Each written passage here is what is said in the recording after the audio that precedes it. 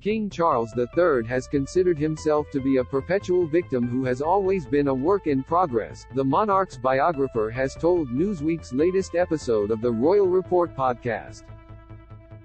Christopher Andersen, the author of a number of prominent royal biographies including the soon-to-be-released The King, The Life of Charles III, told chief royal correspondent Jack Royston and royal commentator Kristen Meinzer how the monarch's early childhood and relationships with his parents have impacted his personal development. Charles' childhood is tragic in a way and really heartbreaking, he said. From the beginning, he was an abandoned and lonely little boy. He saw his parents twice a day for 15 minutes. He was brought in by his nanny Mabel Andersen. Other than that, almost no contact with his mother. There's a really touching photograph from years ago where Queen Elizabeth gets back from her first tour of the Commonwealth and she's been gone for months, and he rushes up to hug her and she actually shoves him aside because she has dignitaries to greet, he continued. Only when she finally does acknowledge him she reaches down and shakes his hand like he was a 40-year-old man.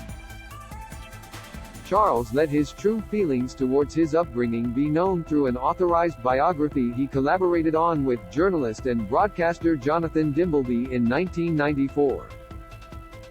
In it, the Queen is depicted as a cold and remote figure, devoid of emotional warmth, and his father Prince Philip as a domineering and intimidating familial force. That was the relationship, said Andersen. Charles has described his mother as being cold and aloof and his father as being harsh and bullying, and I think that really left a scar on him. Going on to discuss Charles' school life, Andersen said it was a less than happy time for the future monarch as he faced abject bullying and what would today be defined as hazing. He described school as pure torture and pure hell, Andersen told Meinzer and Royston.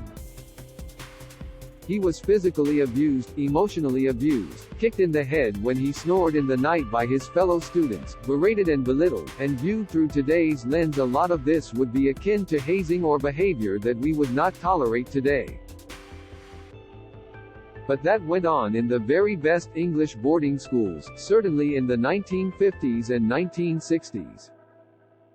For Andersen, these less than happy early experiences which Charles has carried through into his adult life, are part of what makes him a fascinating biographical subject and, indeed, monarch. That's what fascinates me about Charles, he said. He's always seen himself as a victim. Winston Churchill, by the way, when he saw little Charles at the age of 3, he said, "He's young to think so much." Even then, the very intuitive Winston Churchill could see that this was going to be a special kid.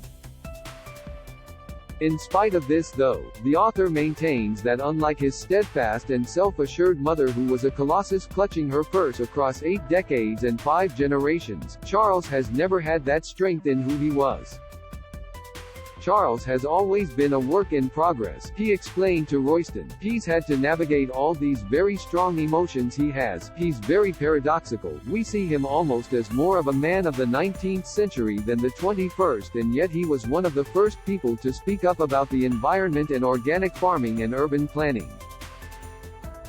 A lot of things that were thought of as crackpot things. But in fact, we've all come to embrace a lot of this, so he's a very complicated guy and that makes him particularly fascinating as a monarch. This, however, does not excuse some of the royal's unflattering attributes, including, as Meinzer raised, his infamous temper recently displayed during outbursts over fountain pens following his accession. His former valet Ken Stronach would talk in great detail about how Charles would explode and react violently and often, Andersen recounted. There was one scene where Charles loses his coupling, it goes down the sink and he gets so frustrated he literally tears the sink off the wall. He did this on 2 occasions and another instance where he grabbed a servant by the neck and tried to strangle him. The funny thing is that here he is at 73 years old and he hasn't learned to control that temper. We could see it with the eyes of the world upon him. I could not believe that he would have a hissy fit over the fact that his aide had not cleared the desk quickly enough when he was signing those papers at his accession council. He must have known the world was looking at him at this moment, and yet he still could not control that temper. Charles' coronation will take place on May 6, 2023 at Westminster Abbey, and during the earliest months of his reign has adopted much the same routine of royal business as his late mother the Queen. Whether as a more mature monarch he will deviate from this remains to be seen.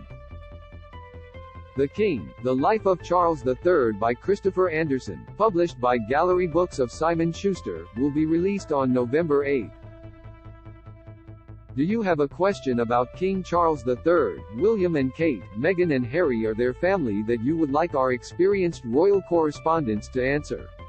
Email royals@newsweek.com. We'd love to hear from you.